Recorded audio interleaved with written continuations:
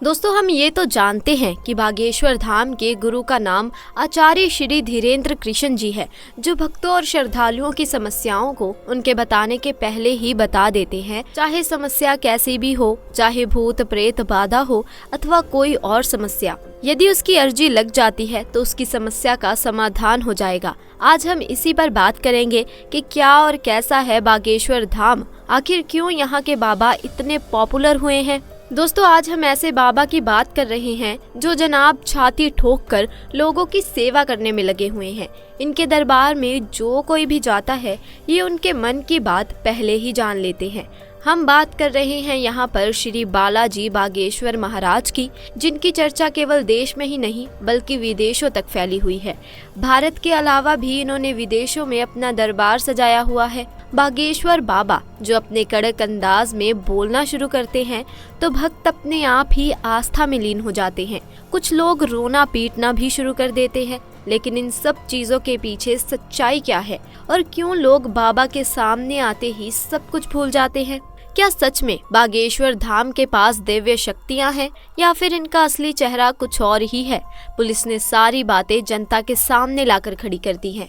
ऐसे में इतने कम समय में बागेश्वर बाबा ने इतनी ज्यादा प्रसिद्धि कैसे हासिल करी और इनकी शक्तियों की क्या सच्चाई है? क्या वाकई में इनके अंदर शक्तियां हैं या ये सब कुछ पाखंड है? आइए जानते हैं आज की इस वीडियो में। दोस्तों, सबसे पहले तो आपको बता दें, बागेश्वर धाम सरकार का असली नाम धीरेन्द्र कृष्ण शास्त्री है। इनका जन्म छतरपुर के छोटे से गांव गढ़ा में हुआ था। इनका जन्म बहुत ही गरीब ब्राह्मण परिवार में हुआ था, लेकिन गरीबी के आलम में अपना बचपन गुजारने के बावजूद आज धीरेन्द्र कृष्ण स्वामी बड़े बड़े अरबपतियों को भी अपने दरबार में झुकाने की शक्ति रखते हैं। कहा जाता है कि धीरेन्द्र कृष्ण स्वामी हनुमान जी के परम भक्त हैं और 12 साल की छोटी सी उम्र से ही इन्होंने बालाजी यानी के हनुमान जी की सेवा शुरू कर दी थी। इनका पूरा ध्यान भगवान की सेवा में ही लगा रहता था और सालों तक किसी तरह तपस्या करने के बाद धीरेन्द्र कृष्ण स्वामी को कुछ ऐसी शक्तियां प्राप्त हुई जिसकी मदद से आज ये सामने मौजूद व्यक्ति के बिना बताए ही उनकी परेशानियां समझ जाते हैं और उसे पर्चे में लिख देते हैं।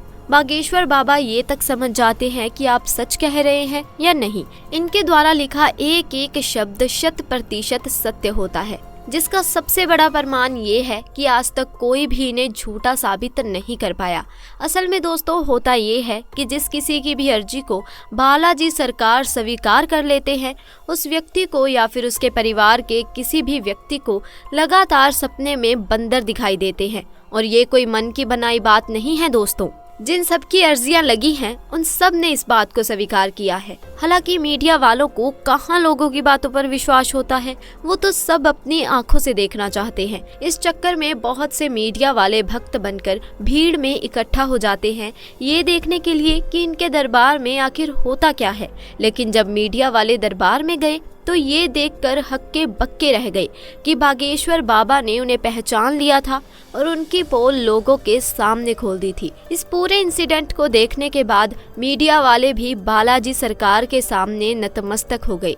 जैसे ही ये बात लोगों के सामने आई, हर कोई ये देखकर दंग रह गया कि कैसे एक जवान बाबा ने बड़े बड़ों के सबके कान काट रखे हैं। धीरेन्द्र कृष्ण शास्त्री कहते हैं कि उन्होंने बालाजी महाराज की मदद से अब तक लाखों की जिंदगी संवारी है। बागेश्वर धाम सरकार की कृपा अपरंपार है, तभी तो जो कोई भी इनके दरबार में जाता है वो कभी भी खाली हाथ नहीं लौटता। सच्चे दिल से मांगी गई दुआ को बालाजी महाराज जरूर पूरा करते हैं।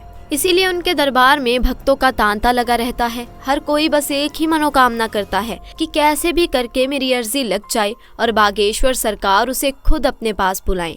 कई महिलाएं तो इनके खूबसूरत चेहरे को देख इन पर आकर्षित भी हो जाती हैं। अब उनकी जगह कोई दूसरा बाबा होता तो वो इस बात का जरूर फायदा उठाता, लेकिन बागेश्वर महाराज ऐसे नहीं हैं। उन्होंने हजारों लोगों के सामने इस तरह की महिलाओं को अपनी माँ और बेटी कहकर सम्मानित किया है। वैसे तो ये अपने गांव में दरबार लगाते ही हैं, लेकिन दोस्तों इसके अलावा ये दूसरे राज्यों और अन्य जिलों में भी अपना दरबार सजाते हैं। ऐसी स्थिति में वहाँ भी बड़े बड़े मीडिया कर्मी और पत्रकार बागेश्वर सरकार की परीक्षा लेने की कोशिश करते हैं। ये नौजवान युक्त माथे पर तिलक लगाकर आखिर लोगों को फंसा रहा है क्या, या फिर वाकई में इसके अंदर कोई दिव्य शक्तियां हैं, जिसकी वजह से तो दोस्तों एक बार बागेश्वर महाराज जी की तरफ से पत्रकारों को चैलेंज दिया गया, जिसमें पत्रकारों को हार का सामना करना पड़ा, क्योंकि अपने दरबार में आने वाले हर शख्स के मन में क्या चल रहा है उसका ज्ञान बागेश्वर सरकार को बखूबी रहता है। वैसे बहुत ही कम लोगों को धीरेन्द्र कृष्ण शास्त्री की बैक स्टोरी पता है। असल में इनके दादाजी भी बालाजी के बहुत बड़े भक्त थे और वो भी अपने दरबार सजाकर लोगों के कष्टों को दूर करते थे। हालांकि उनका दरबार छोटा होता था, लेकिन उनके अंदर मौजूद दैवीय शक्तियां काफी ज्यादा प्रबल थी, इसीलिए कोई भी उनके दरबार से निराश होकर नहीं जाता था। और वहीं से धीरेन्द्र कृष्ण शास्त्री ने भी बालाजी की तपस्या शुरू की।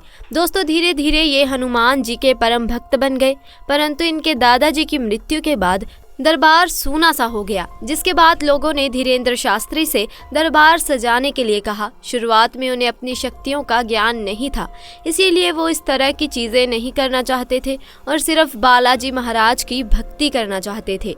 लेकिन फिर जैसे जैसे धीरेन्द्र शास्त्री के अंदर की शक्तियां बढ़ने लगी, वे लोगों की बातें पहचानने लगे और एक टाइम ऐसा आया जब उनके अंदर भी अपने दादाजी की तरह ही दिव्य शक्तियां आ गई और अपनी शक्तियों की वजह से गाँव में रहने वाला एक साधारण बालक आज पूरी दुनिया में बागेश्वर धाम सरकार के नाम से प्रसिद्ध है।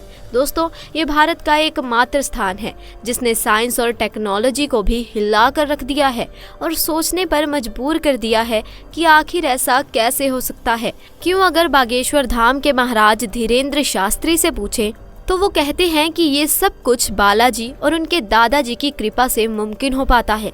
वो खुद कुछ भी नहीं करते, लेकिन अगर आप हमारी बात माने तो ये सब कुछ धीरेन्द्र शास्त्री के कठोर परिश्रम से ही संभव हो पाया है। 12 साल की छोटी सी उम्र में जहाँ बच्चे अपने घर का पता भी नहीं बता पाते, उस उम्र में ये दिन भर हनुमान चालीसा का पाठ किया करते थे और इस नियंत्रण जाप ने इनकी बुद्धि को इतना ज्यादा प्रबल बना दिया कि आज ये उस स्तर पर पहुंच गए हैं जहां इन्हें लोगों की बातों को समझने में रत्ती भर भी समय नहीं लगता और ये जो कुछ भी कह देते हैं वो पत्थर की लकीर हो जाती है, जिसका सच होना तय है।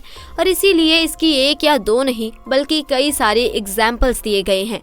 लेकिन दोस्तों इनके दरबार में आया हुआ भक्त सच्चे मन से आया हो ये जरूरी नहीं, क्योंकि कुछ लोग अपनी बुरी नीयत को पूरा करने के लिए भगवान की शरण चुन लेते हैं और जब इनके दरबार में ऐसा कोई इंसान आता है तो ये उसे दूर से ही पहचान कर उसके मन की गंदगी को लोगों के सामने साफ जाहिर करते हैं, ताकि कोई भी ईश्वर के दरबार में बुरी नीयत के साथ ना आए।